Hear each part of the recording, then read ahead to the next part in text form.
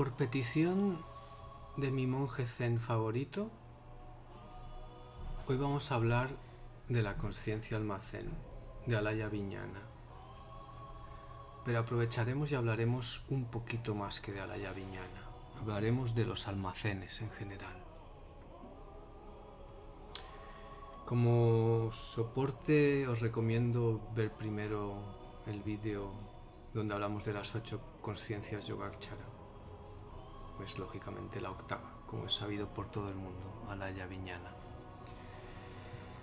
Bien, en el modelo de conciencia Yogacara, el único almacén es Alaya. ¿Y qué significa almacén para ellos? Pues básicamente lo que hoy en día llamaríamos memoria.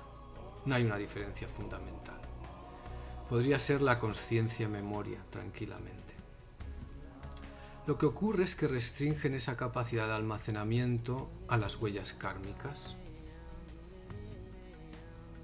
y no al resto de memoria. De hecho, si preguntáramos al común de los mortales qué es la memoria, probablemente lo que te diría es que es otra cosa muy diferente a Alaya, muy diferente a las huellas kármicas. Memoria es saber lo que comí ayer o recordar el cumpleaños de mi pareja. Podemos distinguir con facilidad, sin ser muy sofisticados y sin ser neurocientíficos, al menos 4 formas de memoria. La primera y más popular es la episódica, es decir, yo recuerdo los episodios que me han ocurrido a mí. Esta parece la memoria más evidente y es probable la más inútil, pero luego veremos por qué. Tenemos memoria operativa, o como yo la llamo operativa, podría llamarse de muchas maneras. Es la memoria más práctica. Cuando aprendemos a andar, eso queda guardado en algún sitio, aunque sean los músculos, pero en algún sitio debe estar memorizado. Cuando aprendemos a ir en bici, lo mismo. Cualquier aprendizaje no intelectual necesita de este tipo de memoria. Y ya os digo, no sé cuál es su repositorio, dónde está ni cómo se acumula. Aquí usaremos una aproximación muy yogachara a todos estos temas, es decir, los vamos a describir tal como los vemos nosotros cuando nos observamos. Aún nos queda otro tipo de memoria, que es la más puramente conceptual, semántica. Es, por ejemplo, cuando sabemos que América fue descubierta en 1492. Bueno, descubierta. Pasemos de puntillas, ¿verdad? Pero es este tipo de memoria. Es memoria que memoriza conceptos. Pues cuando uno estudia Derecho ha de almacenar en su memoria un montón de conceptos que luego tendrá que rescatar.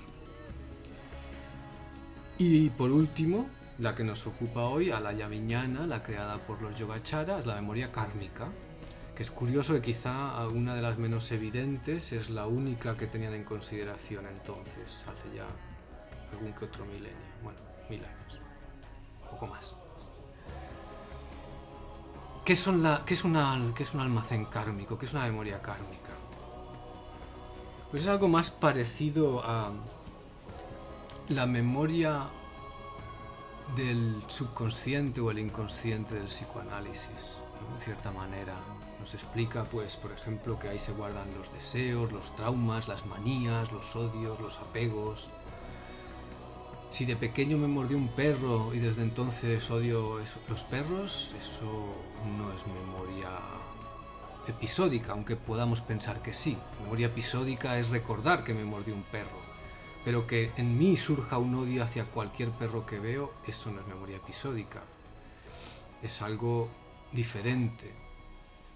Y a eso es a lo que se le llama memoria kármica, y a eso que ocurrió se le llama semilla, típicamente en nomenclatura de Alaya.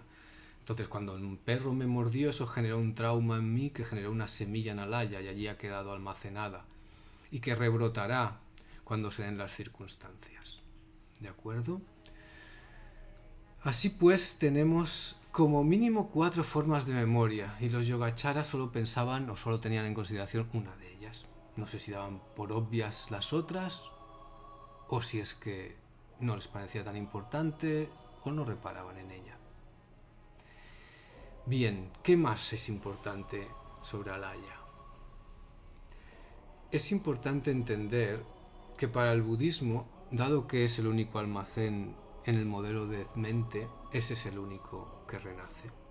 Así que lo que renace es la consciencia almacén. Hay que distinguir el almacén de la activación del almacén. Luego podemos hablar de cómo se activan las semillas. La activación de las semillas, como podéis suponer, es pues cuando veo un perro porque me surge el odio hacia él. Eso es una activación de semilla. Bien, dado que es aquello que renace, explica la transmigración del karma de una vida a la siguiente. Básicamente, si lo que renace es el almacén kármico, lógicamente eso explica por qué lo que pasa de una vida a otra básicamente es nuestro karma.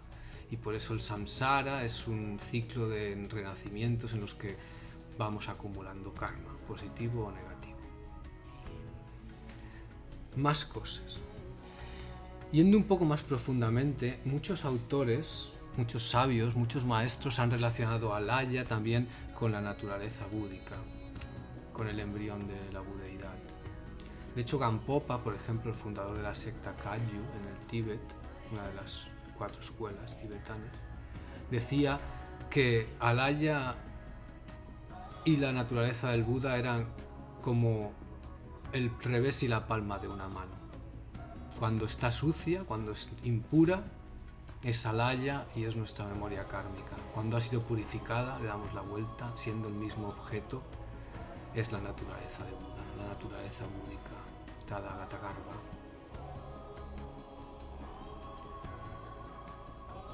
Es un receptáculo que está más allá de lo material si renace. Y explica también por qué, en teoría, parte de nuestra mente pasa de una vida a la siguiente. No explica por qué en casi todas las anécdotas de renacimiento la persona recuerda su vida anterior. Incluso el Buda se dice de él que recordó vidas anteriores. Porque no habla de memoria episódica y hemos visto que es otra memoria. La memoria episódica no necesariamente es kármica, ni la memoria kármica necesariamente episódica. No es raro que una persona haya olvidado la anécdota de que le mordió un perro de pequeño y aún así odia a los perros. Por lo tanto, en este caso hemos perdido la memoria episódica y mantenemos la memoria kármica. Más cuestiones. Las semillas en Alaya se crean y destruyen de forma continua. Las hay más débiles, las hay muy intensas, que perdurarán más en el tiempo. Pero existe un proceso continuado de creación y destrucción de semillas en Alaya. Cada deseo que tenemos, por modesto que sea, es una semilla en Alaya. Y cada trauma, cada rechazo, cada creencia, cierto que todo eso puede expresarse simbólicamente y por tanto podríamos decir que es memoria semántica, pero en realidad como tiene ese contenido emocional tan intenso, es más bien memoria kármica. Hay memorias kármicas que, como hemos visto, se pueden expresar con palabras y otras que no, porque incluso hemos olvidado su razón de ser. Incluso el budismo aceptaría que es que te vienen de otras vidas. Difícilmente vas a saber por qué tienes manías o deseos de ese tipo. La forma en que las semillas aparecen y desaparecen en Alaya pueden explicarse con mucha facilidad mirándose el modelo de los 12 eslabones del surgimiento dependiente del budismo. Como esto es un poco complejo, podemos reservar otro vídeo para ello, pero al final, si vemos ese proceso en 12 pasos por el que surge el deseo y el devenir, veremos cómo, si suponemos que el deseo va al final a la consciencia almacén, en qué momento eso ocurre.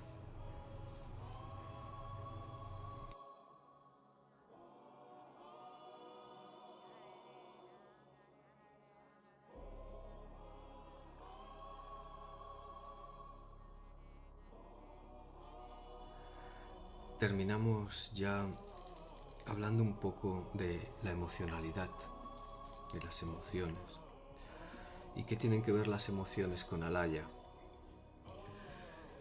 Las emociones o sentimientos, como los quieras llamar, o energías, en el tantrismo lo tratan como energías, es lo que nos mueve.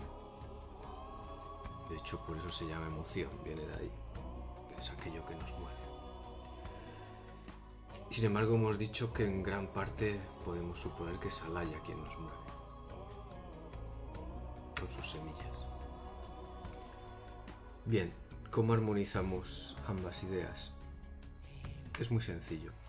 Hoy día además ya se escucha bastante por ahí por parte de psiquiatras o psicólogos o neurocientíficos de que para aprender algo necesitamos emoción. De cierta manera se está diciendo que para memorizar algo, para incorporarlo a nuestra mente, necesitamos emoción. Es decir, que en cierta manera las marcas en Alaya se crean por emoción y la activación de esas marcas en el futuro generará la emoción. Está claro, ¿no? Siguiendo el ejemplo del perro, la huella que nos hace odiar a los perros se generó en una situación emocionalmente muy intensa, muy traumática.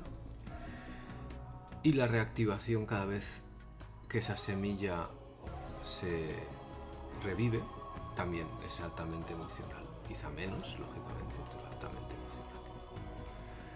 Así, en cierta manera, Alaya tiene un papel muy importante, y esto se ha dicho muy poco en el budismo, en la gestión de las emociones. Y es precisamente porque las semillas kármicas, como hemos visto, se generan y se activan en función de deseos, etc. Aspectos emocionales, también miedos, por supuesto, ansias, rechazos, todo ello con un fuerte componente emocional. Y también algún día dedicaremos un vídeo a hablar de cómo encajarían las emociones en este modelo y en el budismo, que es un tema que yo creo que se ha tratado muy poco.